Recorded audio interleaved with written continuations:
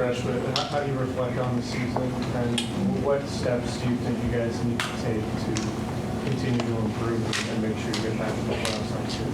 Right now, just got to take a couple of days, decompress and think about it. We'll have our exit interviews with the coaches and the GMs, and we'll talk about that in a couple of days. They seem to have easier time in the paint tonight. I've got to go on a little bit. What do you think led to that? Our focus was to limit the threes, and make them drive. They've hurt us a lot over the past 5 games of threes, and when they drove, I feel like we kind of gave them too much of an easy lane to go downhill. I know you've taken a mentorship role with some of the younger guys. What do you make of just the ups and downs of a young player when Keegan and Keon have such great games against the Warriors and struggle tonight? What do you? I mean, you went through it as a young player. What do you make of just the ups and downs? You just got to stay focused, and never get too high, never get too low. It's a long season, different matchups, different players, and you just got to try and be as consistent as you can, because that's what the team needs from you. I know you guys aren't using it as an excuse, the Western Conference being as brutal and tough as it is, a 49-win team and the Pelicans barely getting in.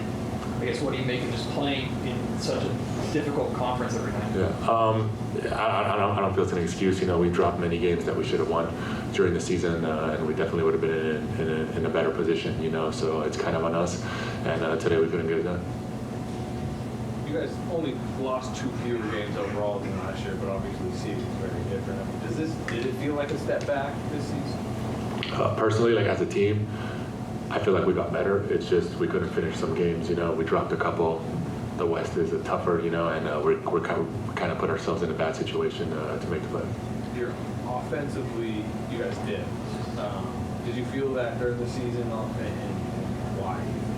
I don't know the numbers. I believe our numbers are pretty similar. Everyone else got better. So, but yeah, I feel like last year we were more efficient overall. Everyone threw the board, so maybe that has something to do with it. I don't know. You've talked about Malik's value to you guys. Just how valuable has he been, and what's your case to try to get him back here?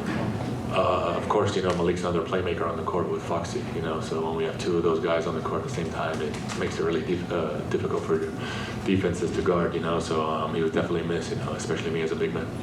What was working with JaVale like as a veteran, both on the court and in the locker room as well? Great veteran, big time, helped everyone, from me, Foxy, to all the way down to the G League guys, always present, always had his attitude, and held us accountable for everything.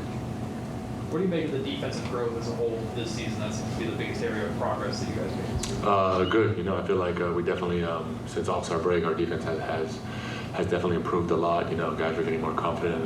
We're allowed to be more physical, which I feel like helps our type of personnel on our team. Can you compare the environment in this building tonight to the other times that you played here this season?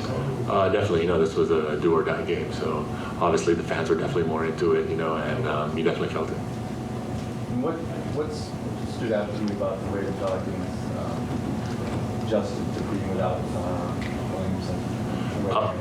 Yeah, very talented player. When he's not playing, they obviously shoot more threes. They're not attacking the paint as much. They kind of move the ball more, so it kind of puts us in longer rotations. Thanks, everyone. Thank you guys.